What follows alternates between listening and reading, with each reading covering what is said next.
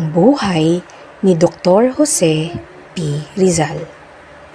Si Dr. Jose Protasio Rizal Mercado y Alonso Rialonda ay ipinanganak noong Hunyo 11, 1861 sa Calamba, Laguna.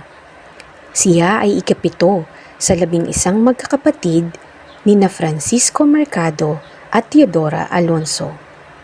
Bata pa lamang si Rizal ay kakikitaan na siya ng katalinuhan at hilig sa pag-aaral. Ang kanyang ina ang unang nagturo sa kanya ng alpabeto at pagbasa. Sa murang edad, marunong na siyang sumulat ng tula at magbasa ng iba't ibang aklat.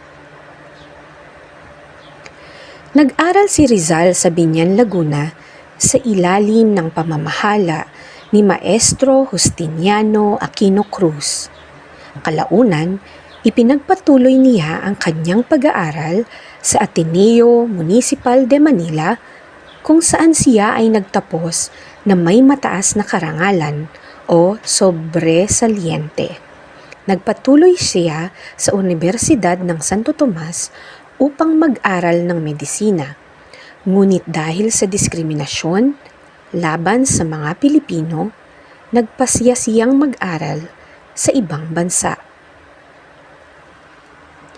Nagpunta si Rizal sa Europa at nag-aral sa Universidad Central de Madrid kung saan natapos niya ang kursong medisina at pilosopiya.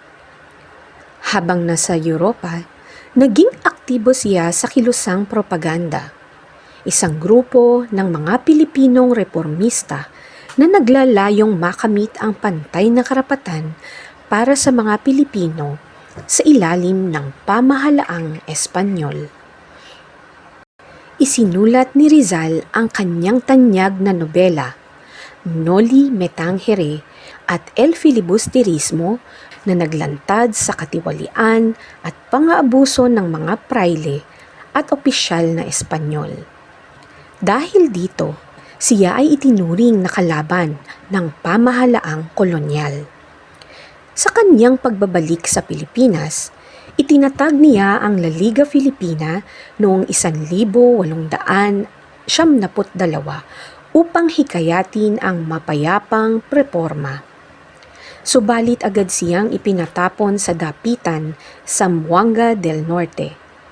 Sa dapitan, naglingkod siya bilang doktor, guro, inhinyero, at lider ng komunidad.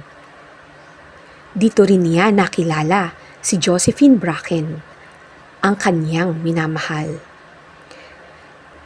Noong 1876, sumiklab ang himagsikang Pilipino laban sa mga Espanyol. Bagamat hindi siya direktang sangkot sa armadong revolusyon, inaresto si Rizal at inakusahan ng sedisyon, rebelyon at pagtataksil. Siya ay ikinulong sa Fort Santiago sa Maynila. Noong Disyembre 30, 1876, si Dr. Jose Rizal ay binaril sa Bagong Bayan, ngayon ay Luneta Park.